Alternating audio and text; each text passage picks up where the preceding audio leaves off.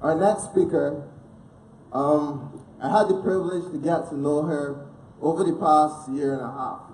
When I first met her, I didn't really know anything about her. She was preparing for the nomination, and she was well prepared. I could tell you a lot about Marsha, but I could tell you a lot that I read in her bio and stuff. But I'm going to introduce Marsha as the person I know, the person I met, the person I grew to love, who's now my candidate, and that's why I'm on Team Marsha. So after I first met Marsha, there was a nomination. She seemed well prepared, and there was a bit of drama in the constituency. But I held on, I got to know her, I came on board, and I got to see the passion with which she works. Marsha does not do anything half-heartedly. She does everything with great passion. She wants to see people in the constituency be better. She encourages everyone to be better, including myself. When I'm slacking, she gets on me. But I understand it comes from a place of love. And that's what I think she's bringing to this constituency. So it's a great pleasure to introduce you guys tonight to none other than our next MP for St. Michael South Central, Marsha Caddle. Clear commitment, courage, Marsha Caddle for the advantage. Clear commitment, courage, Marsha Caddle for the advantage. Send no gift with people suffering, suffering, suffering. Marsha, tell me how change is coming.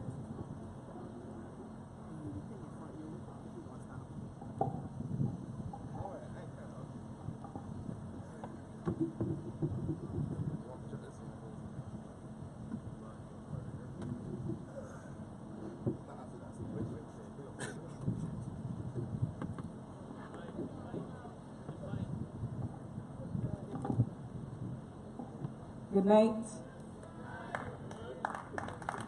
Good night, St. Michael South Central. Good night, Observatory Road. Good night, Clapham. Good night, Team Marsha. Good night, Barbados Labour Party family. Now, as you can probably hear from my voice, it is a little hoarse. And that is why I asked John King to kindly let me speak now. He will follow me, because you know how these things go. As the night gets older, these things tend to get a little worse. So I thought, I need to come and speak to my people now while I still have the strength in me to do it. Now, I am going to do tonight what my father, who's sitting over there, very unassumingly in the cap, used to say when we were growing up. He used to say, y'all can't talk easy. When we're making noise in the house, y'all talk easy. So I'm gonna have to talk easy tonight. And I have to spare my voice a little. I ask y'all to bear with me. I want to say first thank you to the speakers who have come before me. You know, it is such a wonderful feeling to genuinely be part of a family that shares the same philosophy, that shares the same spirit of development and growth and heart that you want to bring to the country that you love. And so to Sandra, husbands, the next MP for St. James South, I want to say thank you. Sandra, you are one of the passionate voices of the Barbados Labour Party. And the thing I admire about Sandra is that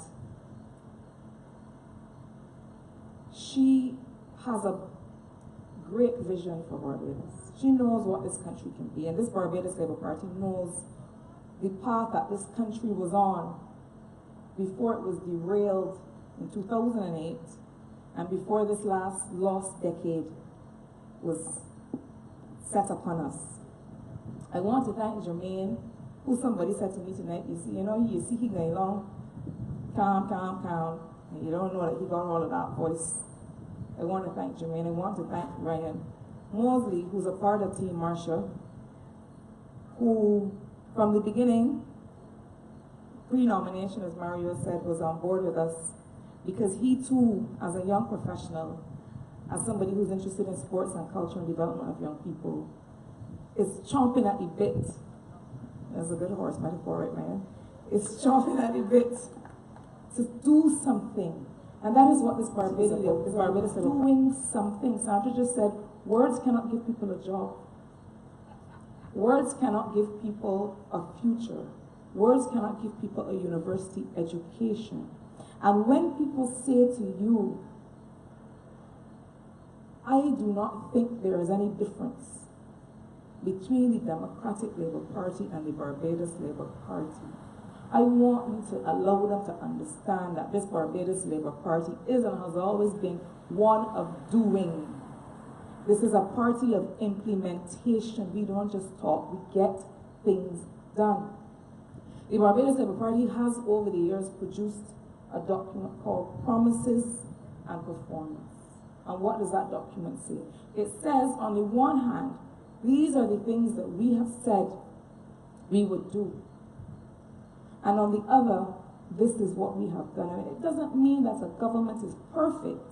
It means that a government is accountable. That is the difference. And when you saw the leader of the Barbados Labour Party come to the people of Barbados to say to them, we understand that you are concerned about the South Coast sewage crisis. We understand that you are concerned about the quality of your drinking water.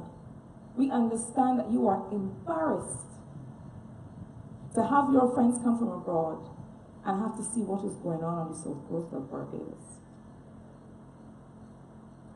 We have a leader who went to the people of Barbados and said, we understand this. And so I am going to say to you what the Barbados Labour Party, should it be the will of the people and we form the next government, what the Barbados Labour Party is going to do. Ladies and gentlemen, that is leadership. That is what leadership looks like. We were in these areas, Flagstaff, Clapham, and the surrounding areas, canvassing today. And I spoke to a gentleman who's 85 years old. He's lived in the community all his life. And I spoke to him about, he's supportive of the leader of the party. And I said to him, well, that means that you are going to do all that you can to make her the next prime minister. Is that right? And he said to me, well, isn't she? That's what he said. He said, isn't she? So who's the prime minister? And that says to me that the people of Barbados, looking for leadership, are able to find it in Mia Motley. Because she has been able, and it is a perhaps what no other leader of the opposition has ever had to do before an election is called, and in fact in the context of an election not being called and us seeing no sign on the horizon that an election will be called, in that context has had to come to the people of Barbados and give them, offer to them the kind of leadership that Frondel Stewart seems incapable of offering. I find the man offensive. I find him offensive as a Barbadian. Because as I say to people all the time, Bajans went to school. We have a legacy of sound, free education. And so you cannot educate a people and then treat them as if they are stupid. You cannot educate a people and come to only police their behavior and lecture them and tell them that potholes are a transitory inconvenience and tell them that sewage happens in other parts of the world and suggest to visitors to our country to welcome visitors to our country to Elara Port, to hold forth to them, to suggest to them that Barbadians are ungrateful, to laugh at Barbadian people with people who are coming here to our shores, and to suggest to them, well, you know, these Bajan people, they're ungrateful. To preside over a government that says to the people of Barbados, no more freeness, freeness done. And I find it ironic, and I find it frustrating, I find it embarrassing, and I find it infuriating to return Barbadian people to the position where they once again need to depend on the kinds of social and economic services that we are accustomed to offering. 10 years ago, they would have been less dependent on things like welfare, on services that you get from the National Assistance Board and so on. You, Frondell Stewart, and your government have returned Barbadians to that place where they once again have to heavily depend on these kinds of things. And you want to now, after 10 years of failed leadership and doing nothing, you want to now say to Barbadian people, y'all are ungrateful and the freeness is over. After coming to the people of Barbados and saying, we will never remove free tertiary education, to then say, well, you can't expect to go to UE free forever. After having gone to the University of the West Indies and gotten not 1 but 2 degrees free of the taxpayers of Barbados, the Prime Minister of this country, having come to us and said, we will never remove free tertiary education, has removed it. I went to Cave Hill campus.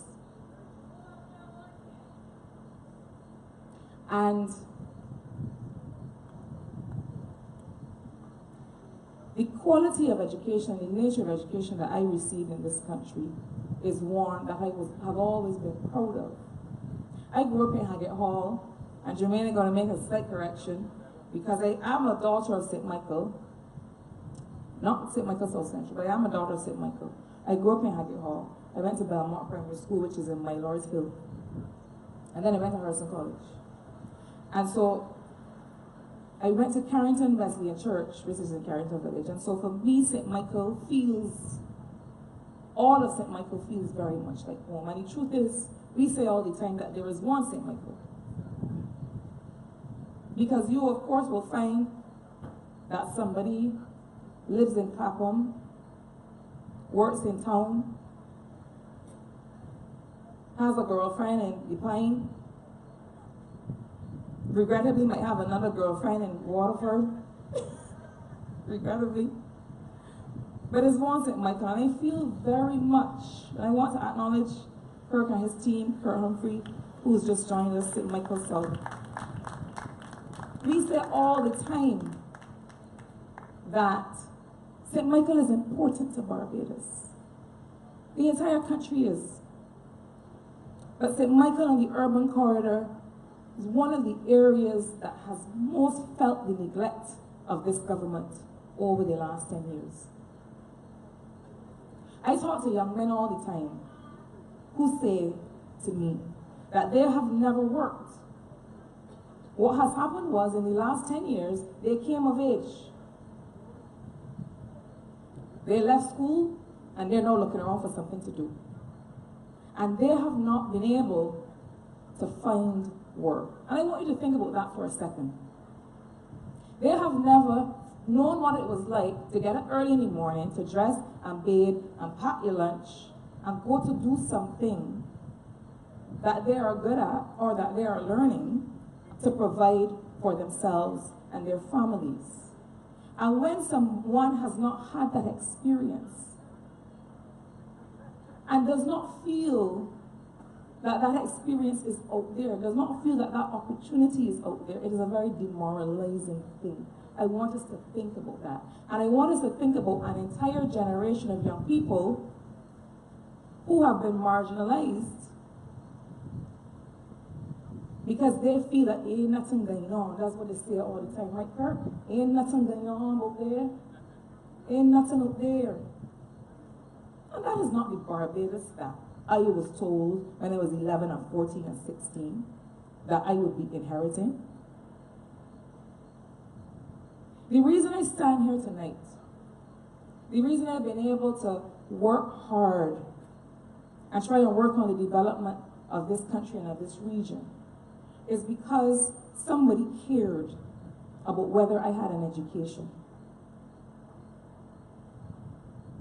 We talk all the time about the notion that the Democratic Labour Party was some kind of arbiter or creator of free education in this country. But I want us to be reminded about the legacy of Grantley Adams.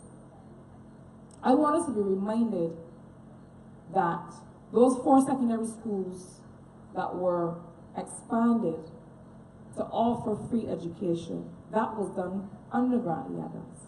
And from there, the free education system was further expanded. And so I know that I am part of a Barbados Labour Party that has always believed and sought to offer free education to the people of Barbados. And why is that? It is because for the people of this country, education has always been the path to social mobility. Education has always been the thing that allows people to not only move up and move out of their poor situation, but allows them to also bring their family along. Because we have families in Barbados where there's only one person that has ever gone to university. Only one person has ever gone to Polytechnic. And that is important for them. Because when you educate one person in a household, that household is able to do better in many, many ways. I don't want us to undervalue the importance of free education in this country. The Barbados Labour Party has said and will continue to say that we will return free tertiary education to Barbados. And do not let them tell you that we cannot afford it. Running an economy, running a country, running a government is about choices. And you also got to be able to add. You also got to be able to know that 80 is more than 20. Chris Sinclair has been learning on the job for 10 years, but that's a fail. You're going to take 10 years, but only give you 3 years at UE. He has been learning it on the job for 10 years. And Sandra has not gotten it yet. You cannot experiment on the people of Barbados. If you want to try and learn something, go to UE. Go somewhere and learn it. You don't experiment on the people of Barbados and talk about how you're going to learn it on the job. That is an insult to us. I will tell you that I was not in Barbados when the Democratic Labour Party won in 2008. I was living overseas and working in London. And as a fair person, I looked at the slate of candidates who would have won on a Democratic Labour Party ticket. And I was concerned because Barbados and the world were just coming into a global financial crisis 10 years ago in 2008. And I thought, I don't know that these people are going to be able to handle this thing. By 2009, I told the people that I was working with, I gotta go because my country is in trouble. These people have been blaming a global financial crisis that all the rest of the world has already recovered from. They have been blaming the global financial crisis of 10 years ago for the fact that this economy continues to fail. They've been blaming a global financial crisis for the fact that our foreign reserves are now at about 4 weeks. You know how much they're really supposed to be if we're serious about running an economy? At 12 weeks. They're blaming a global financial crisis on the fact that your garbage is not being collected, on the fact that there are hardly any buses on the road. Grenada and St. Lucia, St. Kitts and Nevis, Antigua and Barbuda have all recovered and are growing. And you don't have to take my word for it. A few weeks ago, the Director of Economics at the Caribbean Development Bank up the hill there said it. He said, Barbados is the only country in the region that is not going to grow over the next year. And why is it not going to grow? Not because there's anything wrong with our people. Not because there's anything fundamentally wrong with the country. The only thing wrong with Barbados right now today is the Democratic Labour Party. That's the only thing wrong with Barbados. It is not going to grow because we have a government that is willfully destroying this country. And if you doubt it, look at what is happening now. Parliament dissolved on the 6th of March. And we are blowing in the wind without a parliament and with a prime minister that refuses to call an election because he ain't ready yet. Well, he ain't gonna ever be ready because he will need another 10 years to even try to convince the people of Barbados that they are worthy of another term in government. He is holding this country, your future and mine, ransom because he is not ready yet, and he's going to take his 90 days because he is holding to the letter of the law, but not the spirit of the law, and not the spirit of governance that should really guide a leader. And so what is happening? And you see it in all the reports in the paper. Investors are saying, well, we can't bring our money here. An election is pending. We can't go left or right or up or down. The reason that Barbados' economy will continue to suffer in the next days and weeks and months is because Frendel Stewart refuses to call the election. And so he is taking all the rest of the time that's due to him to finish mash up Barbados because that is what he is doing. And rather than call the election, what are he and his cabinet busy doing instead? And we saw it all over the social media in the last couple of days. Hurriedly bringing last-minute legislation to make it look as if they have done something over the last 10 years. When you and I know they have done nothing. In November last year, the leader of the opposition said in response to the Road Amendment Act that this is something that has not been thought through. And this is the vision and foresight of the leadership of Mia Amor Motley. This thing has not been thought through. It is going to be problematic. You need to talk to the insurance companies. You need to talk to the Bar Association. You need to talk to the people of Barbados. Consult with the people that have put you there. But no, they are trying to tick off legislation to say, oh yes, Michael Ashley did this, vote for him. Oh yes, Richard Seeley did this, vote for him. And so they're running about like headless chickens trying to pass legislation. Legislation that is open to anybody's interpretation, as we saw. Because then we had the police saying that you gotta climb in your back seat to make a call. You gotta get out the car. So that if I drive in at night and I see a suspicious car following me, park and get out.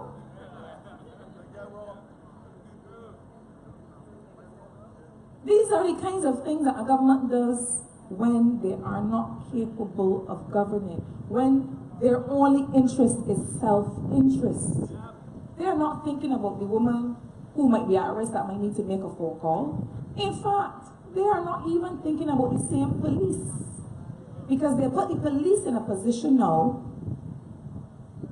where they have not made it sufficiently clear how this law is to be interpreted, and they, trying to do justice and serve the people of Barbados, have had to interpret it.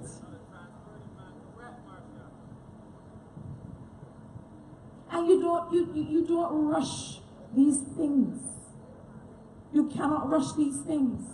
And this Democratic Labour Party government is in the business of criminalizing regular people.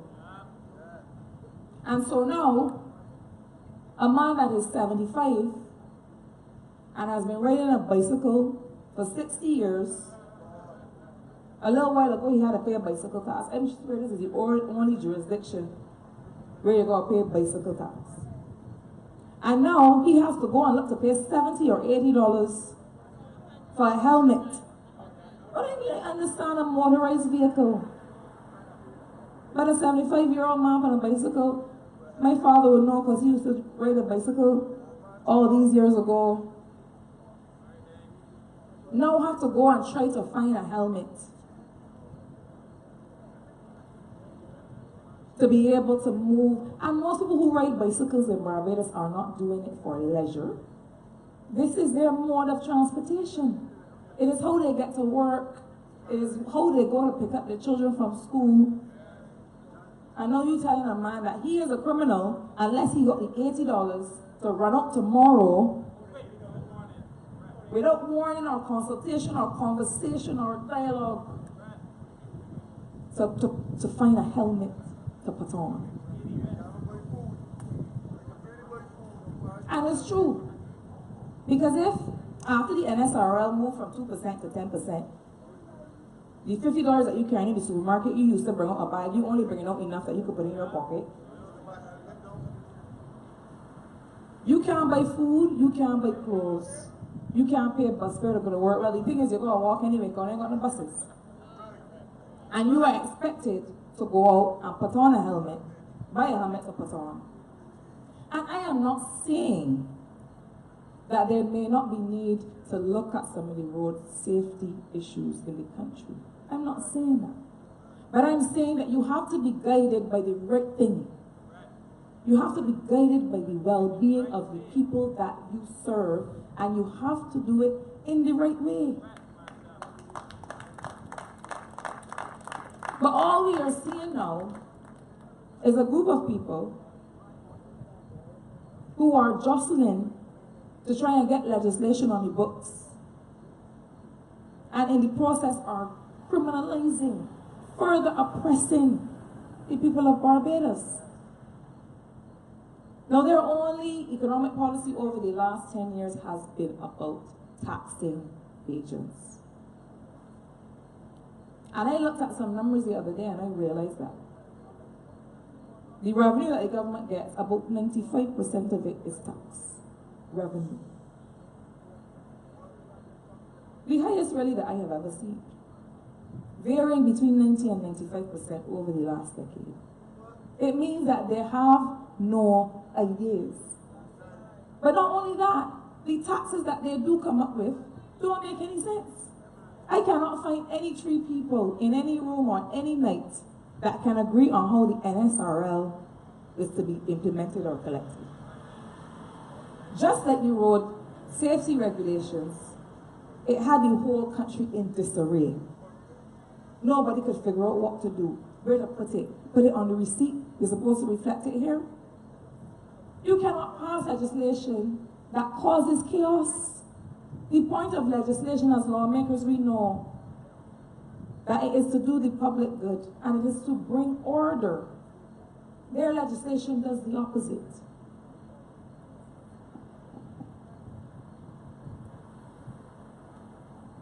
Not only regular Barbadians, everyday Barbadians who drive in a car or ride in a bicycle, but they've also criminalized the private sector in Barbados. And I call it the private sector because people who are vendors in this country are part of the private sector. The Democratic Labour Party only knows a certain part of the private sector, which is their big friends, and I'm going to get to that in a minute. But this Barbados Labour Party has always been on the side of people who are seeking to make an honest dollar by seeking to sell or seeking to create products to sell on in their community or in other parts of the country. But now, if you got a kitchen garden, and I grew up with my mother, a large part of the reason that my mother was able to keep sending us to school is her kitchen garden. If you have a kitchen garden and you don't register as a farmer, you're solved. If you have a kitchen garden and you decide, well, I could only eat so much lettuce, so I'm going to sell some, and you have not registered, you are subject to a fine. That is another piece of the last minute rush legislation that they have sought to pass to try and show the people of Barbados that they have been doing something.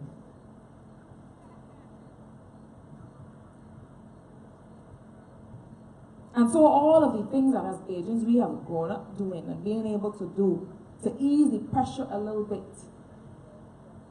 we are no longer able to do. We are burdened and oppressed on every front. This Barbados Labour Party has said that we will repeal the NSRL because it is a nonsense tax, it is oppressive, it does not serve. And what they will seek to do is to say to you, well, if they're removing the NSRL and if they're bringing back free tertiary education, how are they going to do it? Well, I want them to move from loitering in the halls of Parliament and step aside and let somebody who knows how to do it show you how we are going to do it. Government and governance are about choices.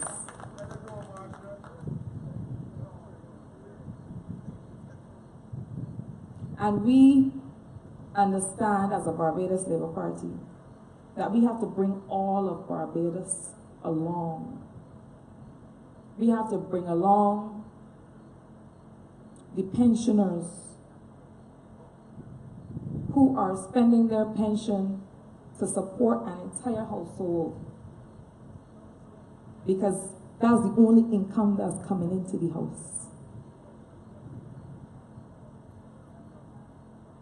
And we have said that there should be no household in Barbados that does not have some income coming into it, whether it be from a pension or from some other kind of transfer or from some work or something.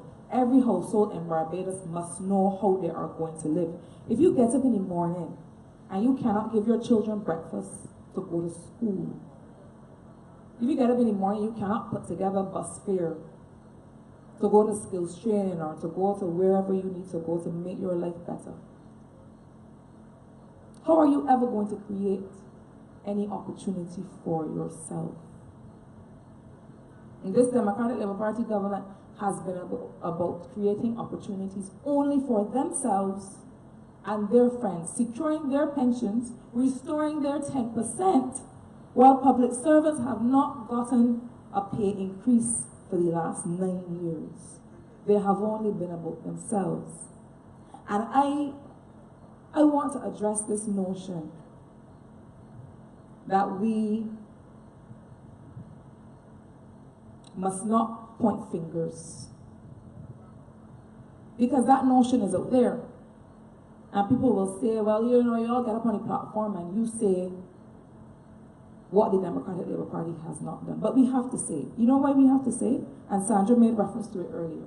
Because it did not have to be like this. This is easily the worst government I have seen, not just in Barbados in my 39 years. But as Kirk is saying, in the region, in the hemisphere, on the planet, it is not exaggeration. And I fear that what this last 10 years has allowed us to believe is that it had to be this way. It did not have to be this way.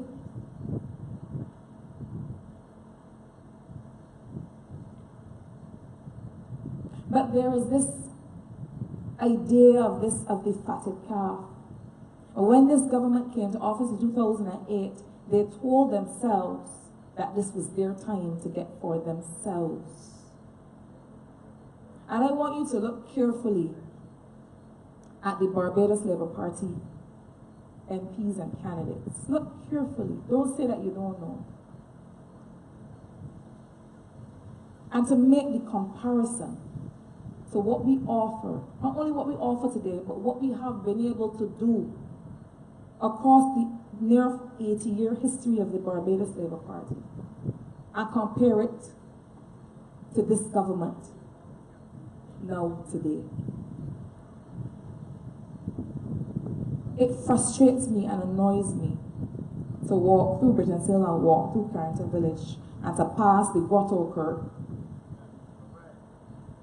and to see that $24 million in high-rise building went up in Valerie. A contract given to one man.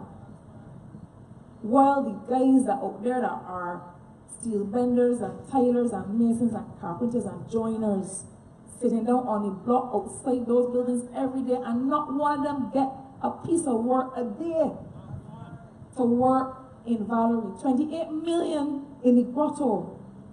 Not one of the fellas from the Bela and Kirk get a piece of work on those buildings. Again, went to the same man, $52 million. You know what $52 million could have done to create opportunities for the young people of St. Michael? Government is about choices. It is not that there was no money. There's no money now. It's not that there was no money, it is what they chose to do with it.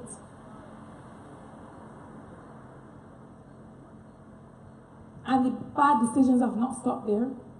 $9.2 million going to CBC. And my garbage is still out there for the last 3.5 weeks. And where is it going? To a CBC that is a master class in how media should not operate with respect to parties and politics. The political leader held a press briefing this morning, again, to give the people of Barbados some leadership. Because Fernell Stewart only talks to the visitors at Ilara Court, or go away and talk to people in New York.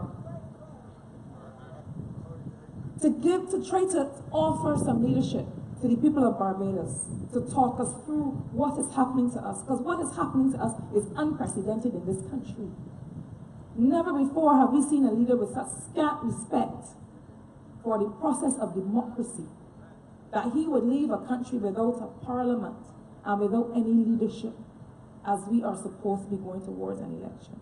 And she held a press briefing this morning to talk us through some of these issues. And CBC did not show up. Because CBC is being used as a propaganda arm of the Democratic Labour Party. And in the meantime, they are pumping $9.2 billion into it, when all along they have been telling us there is no money. Well, where did money come from now? But you don't see money yet. You all ain't see money yet, because an election is coming.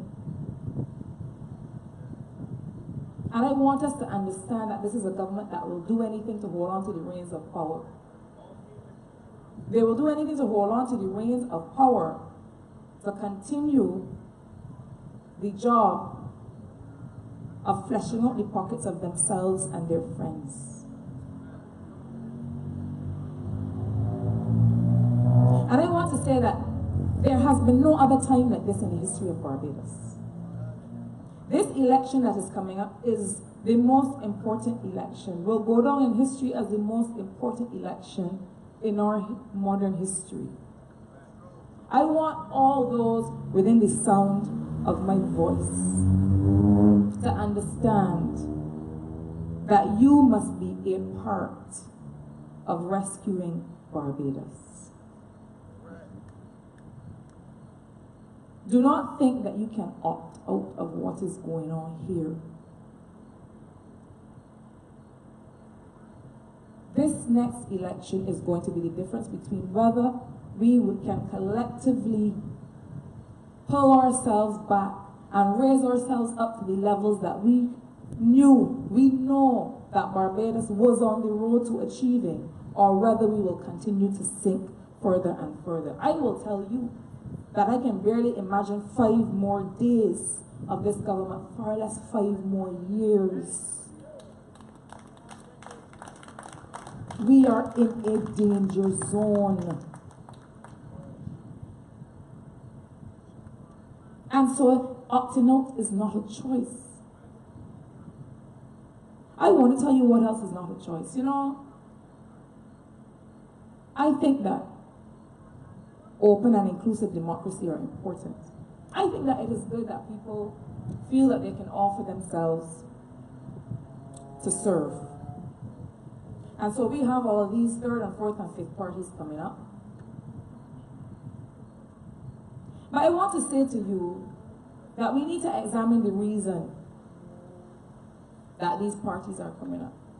You cannot found a party or a movement on your dislike for another person.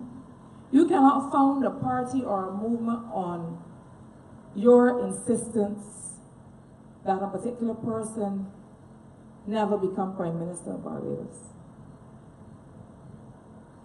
Those are not the values on which to found a party or which to inspire Barbadians. And so you have third parties that rather than criticize the government are criticizing the opposition. I've never seen anything like it. Well, we are not in government. Should it be the will of the people, we will be there soon. But we are not in government. And all these third parties can do is to make reference to the opposition rather than what the government is doing or should be doing. And I'm saying to you tonight, if you want to get rid of the Democratic Labour Party, you need to mark your X for the Barbados Labour Party. The other parties are a distraction. The other parties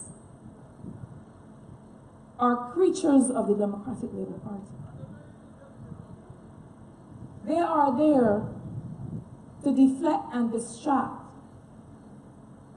from the work of transforming Barbados.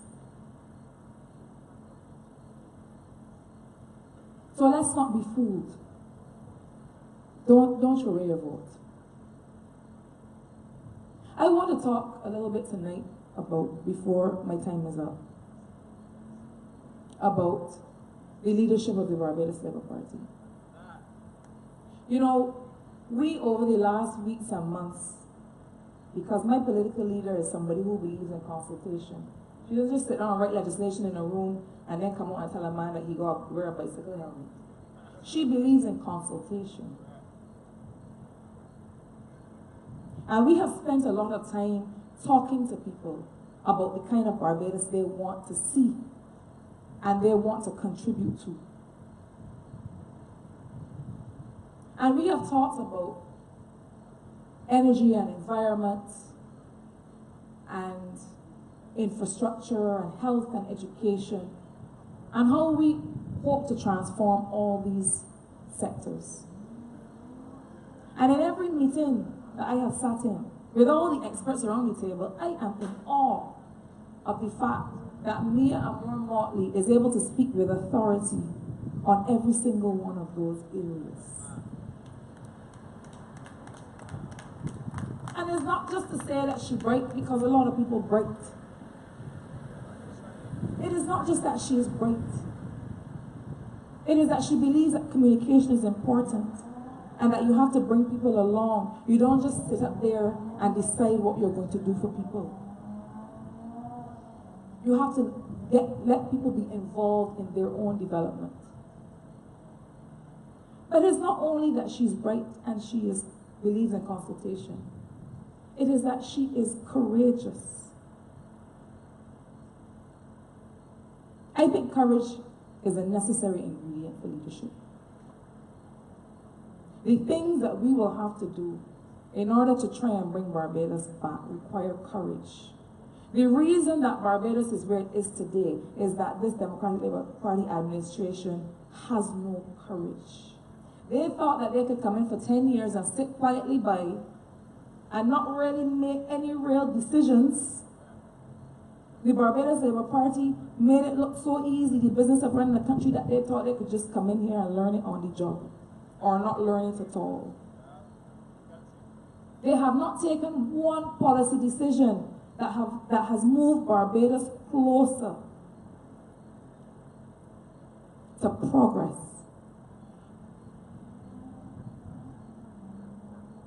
But Mia Motley is a lady, is a woman of courage. And she is willing to say to Barbados, this is not you, Barbados. This is not you. The depths to which we have fallen, this is not us. We are going to pick back up our health sector. We're going to pick back up education. We're going to show to young people that there is opportunity out there, and we are going to help create that opportunity. We are going to look at things like renewable energy and international business and make sure that we create sectors in which people can find employment. We are going to do it together. And I am proud to fall behind leadership like that. Leadership that inspires me and is capable of inspiring a nation. Brenda Stewart cannot inspire anybody. I want you to think about the kind of Prime Minister that Barbados deserves. That you and I deserve after these 10 years in the wilderness. I am proud to stand shoulder to shoulder with people like John King, William Duguid, Sandra Husbands, Kurt Humphrey, and all the other MPs and candidates that put their energy and heart and soul into thinking about what is going to be good for the people of Barbados.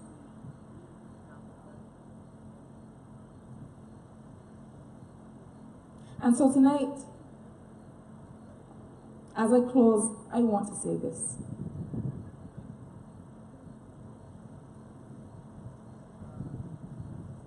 I believe that we are all here and that Mia Amor Motley is here and has come to this point for such a time as this.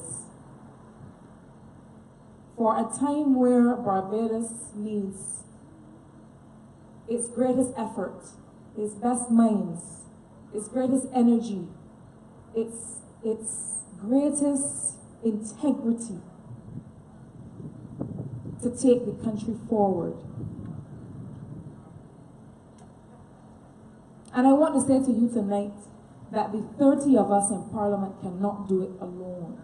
The 30 of us, before we get there, candidates offering ourselves for election, cannot do it alone. I want us to stand up and pay attention. I want us to understand that we are dealing here with a group of people who are willing to do anything to continue to benefit on the backs of Barbadians, to maintain their own lifestyle while the rest of us suffer. And I want us to say to them, no more. We are having no more of it. We are taking our country back. And whenever the election is called, Brenda Stewart and your army of bandits, you are gone from here. Because Barbados deserves Mia Amor Motley. Barbados deserves a reinvigorated and re-energized and refocused Barbados Labour Party. And that is what we are offering. Focus and energy and vision and the capacity to get things done in Barbados again.